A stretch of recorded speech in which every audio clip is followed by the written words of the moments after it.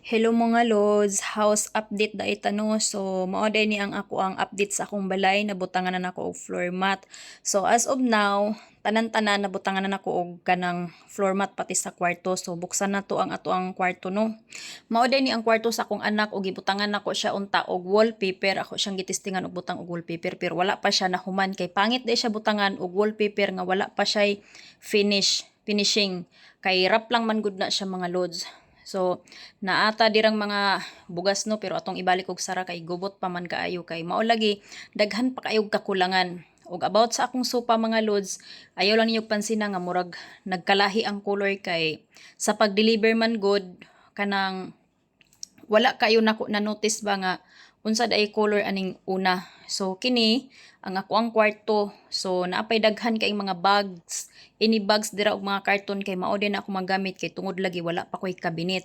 So ang ako adaing katre wala pa nay foam kay tuwa sa pikas kwarto kung nakita ninyo. So ayon ninyo pansinangang akong floor mat sa kwarto og diri sa sala magkalahi-lahi siya kay nahutdan sila og green. Ang gustong tanako parehas og color aning nasa sala. So kay nahutdan man sila. So karon dali-dali lang ni ato ang update ha.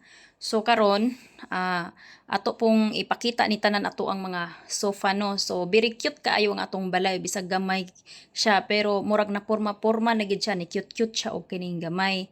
So kini diri dapita lods ako ipakita sa inyo ha. Mao day ni ang CR nako. So ay mo katingala kay rap ra gihapon na akong CR pero by February siguro basin mapataylas na nako tanan-tanan basin mapahuman na nako naog ang atong CR wala pa puy jam. So daghan pa kaayo ko og kanang kulang sa akong ang balay. Mao pod ni akong gamay nga lamisa pero ako na siyang gipahimo mga lods. So adto ta sa gawas kay naapog ko'y dirty kitchen nga ako ipakita sa inyo ha og dira ko maglungag kay tungod lagi ako medyo maarte ko sa akong balay di ko gustong magkaanuos. So kana akong dirty kitchen dira, tulo pod kay na maglisod pud kog lungag dira. So karon kay libon pa kaayo ang palibot. So nagkahig-kahig sa ako diri mintras nga medyo nauga-uga ang mga sagbot pod. Nya gigutom sad ko. So mao ni nga mukaon sa tano. Kay naamang ko'y nabilin mangud nga sinugbang karning baboy no. So mga onsa ta. Kay murag gikapoy gid ko sa akong trabaho karong mga adlaw.